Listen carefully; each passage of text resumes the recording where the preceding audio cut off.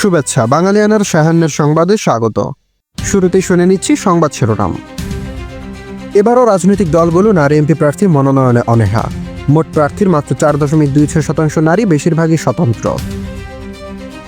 এবার অন্যান্য সংবাদের সঙ্গে বিস্তারিত।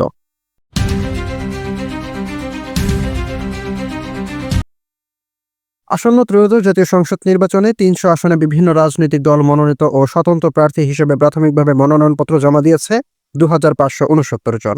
তাদের মধ্যে নারী সংখ্যা 108 জন। বিএনপি চেয়ারপারসনের মৃত্যুতে কার্যত এই সংখ্যা এখন 107। 110টি আসনের বিপরীতে খালেদা জিয়া সহ 108 জন নারী প্রার্থীর মনোনয়নপত্র জমা দেওয়া হয়েছে মোট প্রার্থীর বিপরীতে, যা মাত্র 4.26%। নির্বাচন কমিশনের যাচাই বাছাই শেষে চূড়ান্ত সংখ্যা নির্ধারিত হবে। দ্বাদশ জাতীয় সংসদ নির্বাচনে চূড়ান্ত প্রার্থী ছিলেন 1969 জন, যাদের মধ্যে নারী প্রার্থী ছিল 96 জন। সেই হিসাবে এবার নারী প্রার্থীর সংখ্যা কিছুটা বাড়লেও মূলধারার রাজনৈতিক দলগুলো থেকে মনোনয়ন পাওয়ার ক্ষেত্রে নারীদের সংখ্যা এখনও কম। প্রধান রাজনৈতিক দলগুলোর মধ্যে বাংলাদেশ জাতীয়তাবাদী পার্টি তুলনামূলকভাবে সবচেয়ে বেশি নারী প্রার্থী দিয়েছে। দলটি 13টি আসনে 10 জন নারী প্রার্থী মনোনয়ন দিয়েছে।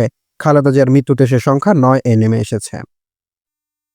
দেশে আরেক প্রধান দল বাংলাদেশ জামায়াতে ইসলামীর এবারের নির্বাচনে কোনো নারী প্রার্থী দেয়নি। নতুন রাজনৈতিক দল জাতীয় নাগরিক পার্টি সারা দেশে তাদের 47 জন প্রার্থীর মধ্যে 3 জন নারীকে মনোনয়ন দিয়েছে। বাংলাদেশের সমাজতান্ত্রিক দল, মার্ক্সবাদী ও বাসদ উভয় অংশ মিলিয়ে মোট 14 জন নারী প্রার্থী দিয়েছে।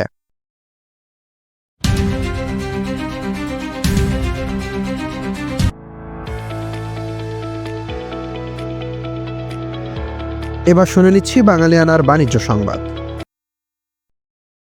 প্রবাসী আয় ও পণ্য রপ্তানির প্রবৃদ্ধির উপর ভর করে 2024-25 অর্থ বছরের শেষ দিকে বৈদেশিক মুদ্রার রিজার্ভ আরও ঘুরে দাঁড়াতে শুরু করে। বৈদেশিক মুদ্রা আয়ের প্রধান দুই উৎসের একটি প্রবাসী আয় চলতি 2025-26 অর্থ বছরের প্রবৃদ্ধি ধরে রেখেছে। তবে অন্য উৎস পণ্য রপ্তানি নেতিবাচক ধারায় চলে গেছে। 5 মাস ধরে তা কমছে। সদ্য সমাপ্ত ডিসেম্বরের পণ্য রপ্তানি কমেছে 14%, যা গত 1.5 বছরের মধ্যে সর্বোচ্চ পতন। এ মাসে রপ্তানি হয়েছে $397 কোটি পণ্য। আগে অর্থ বছরের একই মাসে রপ্তানি হয়েছিল $462 কোটি পণ্য। টানা 5 মাস রপ্তানি কমে যাওয়ায় দুশ্চিন্তা বলে মনে করেছেন বিভিন্ন খাতের রপ্তানিকারকেরা। তাদের মতে পাল্টা শুল্কের কারণে যুক্তরাষ্ট্রের বাজারে পণ্যের দাম বেড়ে যাওয়ার বিক্রি কমেছে। অন্যদিকে চীন ও ভারতের উপর বেশি হারে যুক্তরাষ্ট্র পাল্টা শুল্ক আরোপ করায় ওই দুই দেশের উদ্যোক্তারা ইউরোপীয় ইউনিয়নের ক্রেতাদের কম দামে পণ্য অফার করেছেন। এতে বাংলাদেশের উদ্যোক্তারা তীব্র প্রতিযোগিতার মুখে পড়েছে।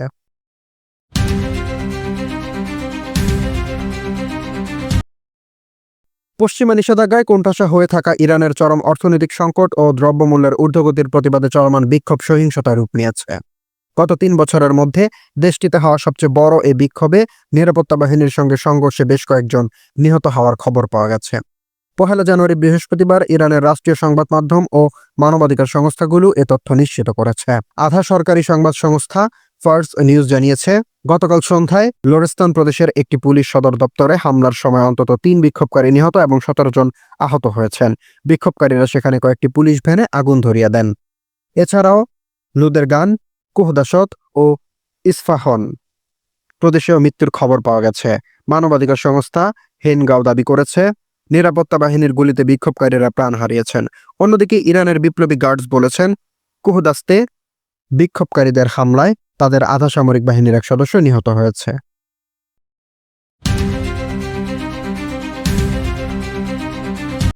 যশোর সাব রেজিস্ট্রি অফিসের সংরক্ষণাগারে অগ্নিকাণ্ডের ঘটনা ঘটেছে। এতে আগুনে পড়ে গেছে 200 বছরের পুরনো ভলিউম বুক, বালাম বই, সূচিপত্র, টিপসই বই, বিভিন্ন গুরুত্বপূর্ণ দলিলপত্র।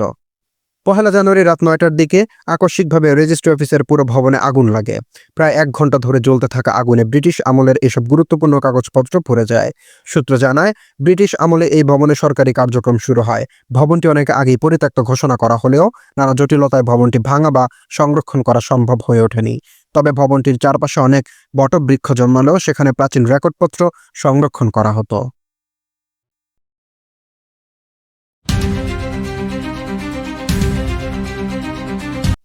ইউরোপীয় কিছু বিচারক শামীমা বেগমের ব্রিটিশ নাগরিকত্ব বাতিলের সিদ্ধান্ত পর্যালোচনা করে দেখেছেন, কিন্তু তার নাগরিকত্ব বাতিলের নিজেদের আদালতের রায় বহাল রাখতে যুক্তরাজ্যের স্বরাষ্ট্র মন্ত্রণালয় সর্বাত্মক চেষ্টা করবে। দেশটির সরকারের একটি সূত্র এমনটি জানিয়েছেন। ইউরোপীয় মানবাধিকার আদালতে শামীমা বেগমের মামলাটি তদন্ত করে দেখার আহ্বান জানিয়েছেন। কিন্তু যুক্তরাজ্য সরকারের একটি সূত্র জানিয়েছেন, দেশের একাধিক আদালত এই রায়কে এরই মধ্যে সমর্থন করেছে। শামীমা বেগম ১৫ বছর বয়সে পূর্ব লন্ডন থেকে মধ্যপ্রাচ্যের ইসলামিক স্টেট নিয়ন্ত্রিত অঞ্চলে চলে গিয়েছিলেন। সেখানে একজন আইএস যোদ্ধার সঙ্গে তার বিয়ে হয়েছিল। শামীমার বয়স এখন ২৬ বছর। জাতীয় নিরাপত্তার জন্য হুমকি উল্লেখ করে তার ব্রিটিশ নাগরিকত্ব বাতিল করা হয়েছে। কিন্তু শামীমার আইনজীবীদের দাবি, এই সিদ্ধান্ত নেওয়ার সময় তিনি হয়রানি ও পাচারের শিকার হয়েছিলেন কিনা তা বিবেচনা করে দেখা হয়নি।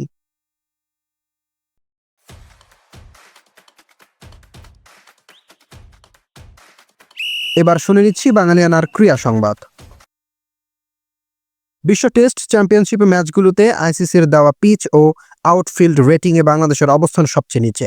২০২৫ সালের ডিসেম্বর পর্যন্ত হালনাগাদকৃত তথ্য বিশ্লেষণ করে দেখা গেছে, পিচের মান ও আউটফিল্ড দুই ক্ষেত্রেই টেস্ট খেলুড়ে অন্য দেশগুলোর তুলনায় অনেক পিছিয়ে বাংলাদেশ। প্রতিটি আন্তর্জাতিক ম্যাচ শেষে ম্যাচ রেফারি পিচ ও আউটফিল্ডের রেটিং দিয়ে তা আইসিসিতে জমা দেন। বর্তমানে 4টি ক্যাটাগরিতে রেটিং দেওয়া হয়: খুব ভালো, সন্তোষজনক, অসন্তোষজনক ও খেলার অযোগ্য। যে পিচে ভারসাম্যপূর্ণ প্রতিযোগিতা থাকে না সেটিকে ধরা হয় অসন্তোষজনক, আর খেলোয়াড়দের জন্য ঝুঁকিপূর্ণ পিচ পায় খেলার অযোগ্য গ্রেড। বাঙালিয়ানার সায়ান্নের সংবাদ শেষ হলো। ধন্যবাদ।